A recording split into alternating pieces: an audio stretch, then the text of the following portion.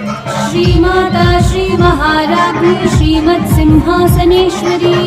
चितग्निकुण्डसम्भूता देवकार्यसमुद्यता उद्यद्भानु सहस्राभा चतुर्बाहु समन्विता रागस्वरूपपाषाढ्या क्रोधाकाराङ्कुशोज्ज्वला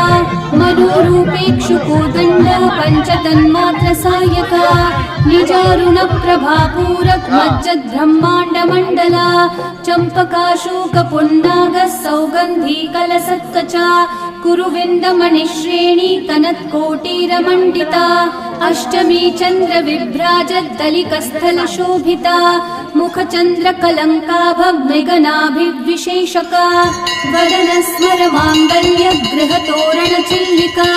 वक्त्रलक्ष्मीपरीवाह चलन्मीनाभलोचना नवचम्पकपुष्पाभनासा दण्डविराजिता